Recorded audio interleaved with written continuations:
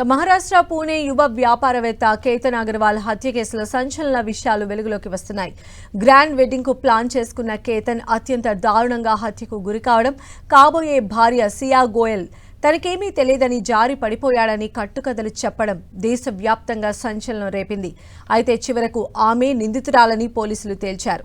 ఇంతకీ CCTV visuals, call డేటాలో ఏం బయటపడ్డాయి? ఆ హుడీ ధరించి కనిపించిన వ్యక్తి ఎవరు? పూణే పోలీసులు ఈ మిస్టరీని ఎలా ఛేదించారు? జూన్ 18న లోహగఢ్ కోట దగ్గర కేతన్ అగర్వాల్ హత్యకు గురయ్యాడు. కోట చివరన ఫోటోలు తీస్తూ ఉండగా ఒక్కసారిగా అతన్ని లోయలోకి తోసేసింది సియా. ఆపై హైడ్రామా చేసింది. కేతన్ కాలు జారి లోయలో పడిపోయాడని కట్టుకథ చెప్పింది. దీంతో ఆమెను పోలీసులు పలుమార్లు ప్రశ్నించగా పొంతనలేని సమాధానాలు చెప్పింది.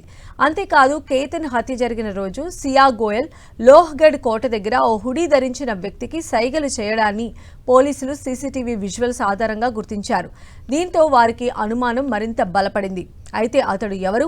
33 డిగ్రీల ఎండలో హుడీ ధరించడమేంటని ఆరా తీయడం మొదలుపెట్టారు పోలీసులు. ఈ క్రమంలోనే జూన్ 18న ఉదయం ఓ కాఫీ షాప్లో అదే వ్యక్తిని సియా గోయల్ కలిసినట్లు పోలీసుల దర్యాప్తులో తేలింది. దీంతో ఆమె కాల్ డేటాను పరిశీలించిన పోలీసులకు విస్తుపోయే నిజాలు తెలిసాయి. గత 7 నెలల కాలంలో చేతన్ చౌదరి అనే వ్యక్తికి సియా గోయల్కు మధ్య 2400 ఫోన్ కాల్స్ ఉన్నాయని గుర్తించారు. వీరిద్దరూ సుమారు 238 గంటలు మాట్లాడుకున్నట్లు తేల్చారు పోలీసులు. అంతేకాదు, గత ఏడాది దీపావళికి చేతన్ చౌదరి, సియా గోయల్ కలిసి సెలబ్రేట్ చేసుకున్నట్లు పోలీసుల దర్యాప్తులో తెలిసింది. అయితే 2026 ఫిబ్రవరిలో పూణే సమీపంలోని గహుంజే ప్రాంతానికి చెందిన కేతన్ విశాల్ అగర్వాల్తో సియా గోయల్కు పెద్దలు నిశ్చితార్థం చేశారు. వివాహాన్ని నవంబర్ నెలలో పెట్టుకున్నారు. ఇందుకోసం కేతన్ అగర్వాల్ ఫ్యామిలీ రాజస్థాన్ ఉదయ్పూర్లోని ఒక విలాసవంతమైన రాజభవనాన్ని సుమారు 17 కోట్ల వ్యయంతో బుక్ చేసుకున్నారు. అతిథుల కోసం 2 ప్రైవేటు విమానాలు కూడా ఏర్పాటు చేసింది. అప్పటికే చేతన్తో ప్రేమలో ఉన్న సియా గోయల్ కేతన్ను పెళ్లి చేసుకునేందుకు ఇష్టపడలేదు. దీంతో తన ప్రియుడు చేతన్ చౌదరితో కలిసి అగర్వాల్ను హత్య చేయాలని నిర్ణయించుకుంది సియా. అది కూడా ప్రీ వెడ్డింగ్ షూట్ కంటే ముందే జరగాలని ప్లాన్ చేశారు.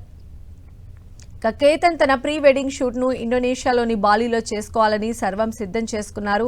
అయితే అతని పాస్పోర్ట్ ఆల్ ఆఫ్ సడన్ గా మాయం కావడంతో ప్రీ వెడ్డింగ్ షూట్ ఆఖరి నిమిషంలో రద్దయింది.